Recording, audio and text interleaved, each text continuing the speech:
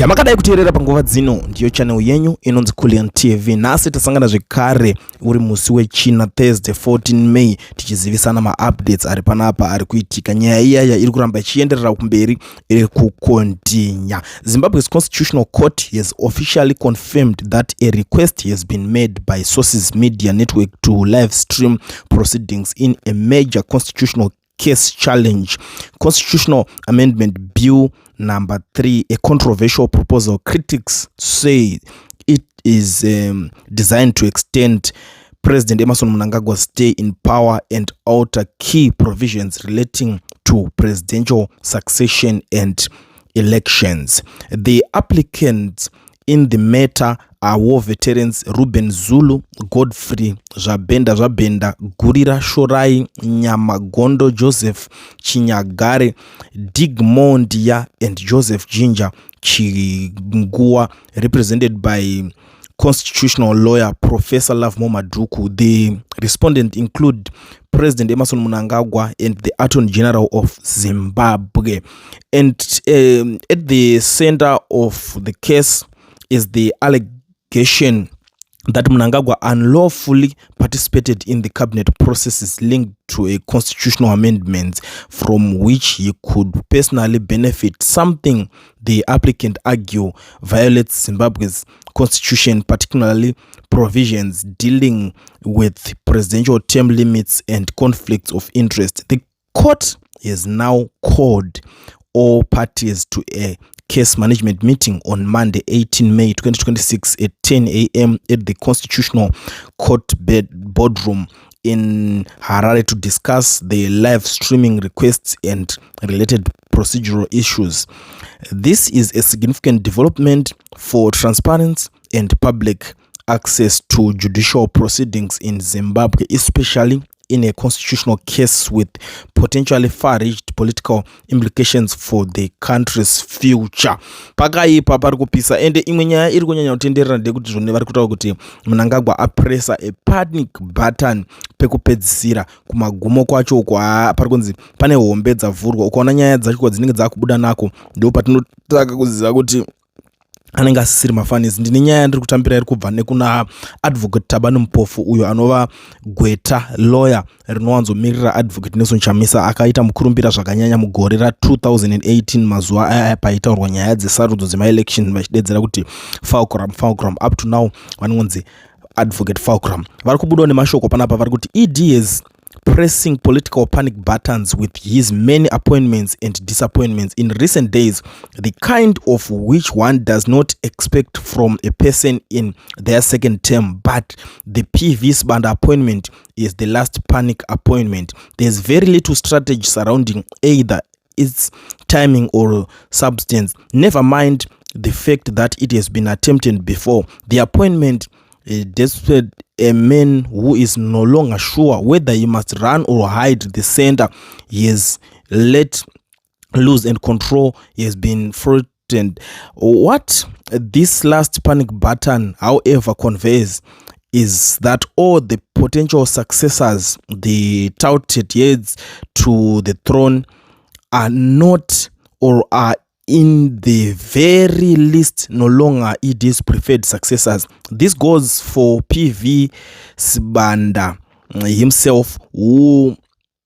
must view himself as one object of use, a barricade to the door only used at night, or rather a condom only used outside the bounds of safe intercourse. The appointment effectively says, fight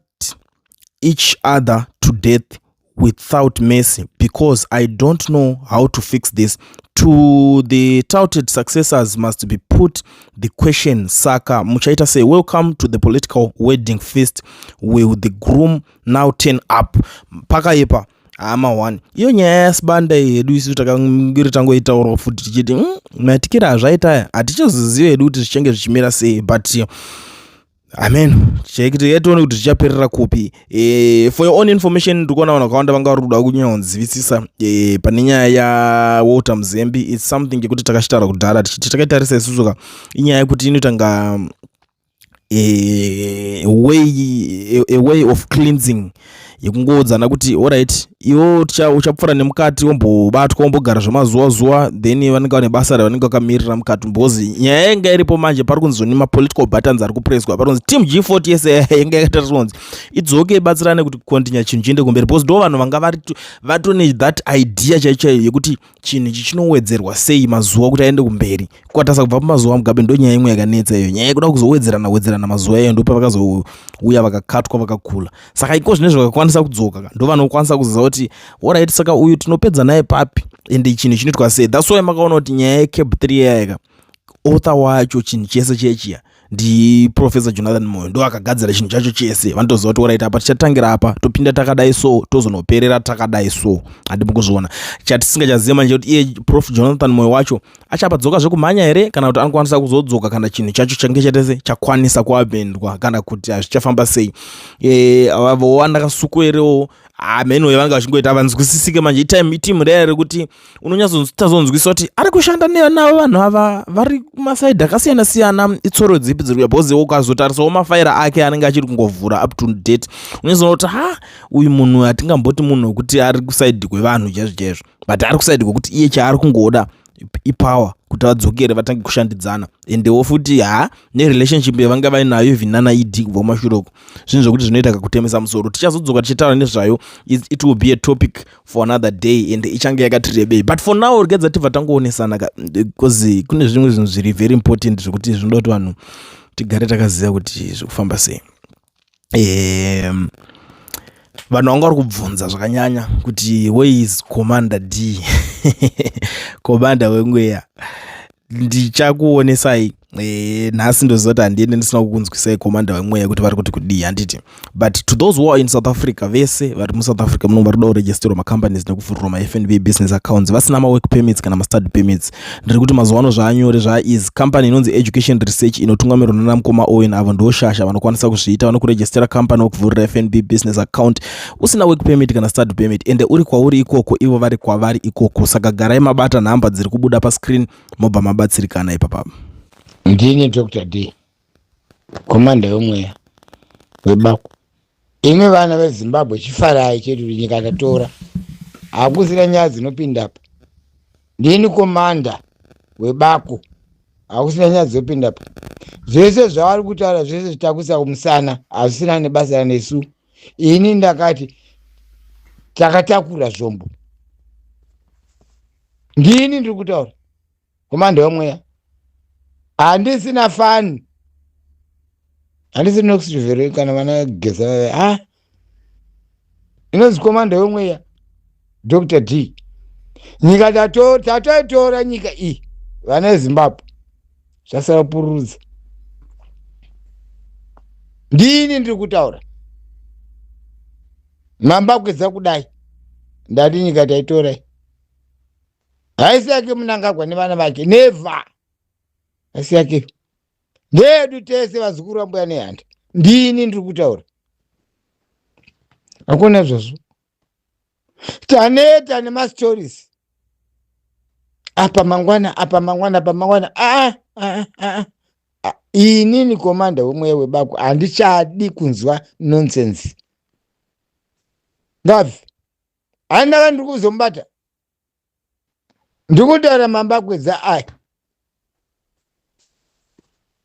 ndakati 30 May hako ini makomana wangu tazara muZimbabwe vamo mabhamu uri kumwa navo hamuzivi ndini ndiri kutaura ini anayo basa akapfeka kamafura zvemwa muzeme anongopinda ndakati mafiri akabhira unoziva here simple zvapera ndaenda